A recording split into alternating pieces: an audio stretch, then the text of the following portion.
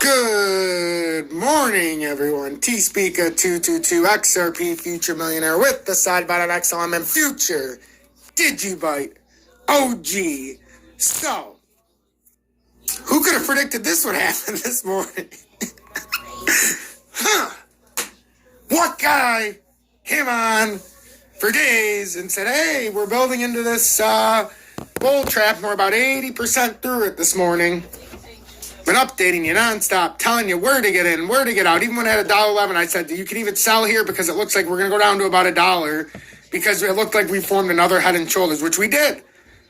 But I got you in at $1.11, so when we went from this point, we could ride it all the way up because as you can see, we have an extended shoulder being built, which means the bigger the rise on this head and shoulders, the bigger the gain before the drop.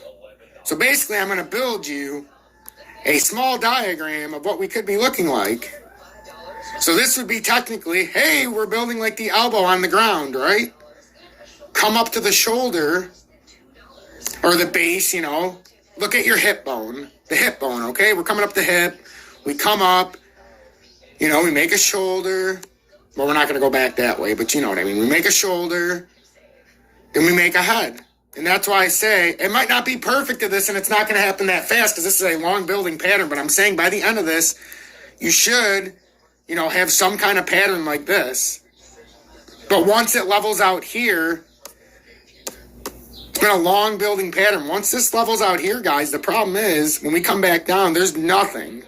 We've already cleared out these zones. So basically, in effect, once we get under here, now liquidation start. We start to liquidate. And it gets worse. I know that looks like ass because this pen sucks. But we will liquidate because not only did people start buying here, they started putting it on leverage when it got to here, especially here. And then when it got to 130 and broke this 130 support, which is the ultimate bull trap, because even though it goes over the 130, it's not acting as, you know, support on the downside, it's acting as resistance. So even though I always tell you can push through a few percent, that's the ultimate bull trap. Then they start adding even more leverage. Well, now that 98 cent buy or 89 cent buy, they keep adding on the way up. So I got to have a set price. So then as this starts coming down, because east will meet west up here, it will. Somewhere up here, east meets west, and you have a cataclysmic drop. The only thing that'll save you is you got to build the collarbone back up because a pattern has to be 100% on the reversal. That's why I said we were going down, had to come back up one last time because how are we going to stay on a head and shoulders on the way down? You have to come back on a reversal. And then we'll re-invert down here, but instead of going up after the inversion, we'll make kind of like a W and just crash.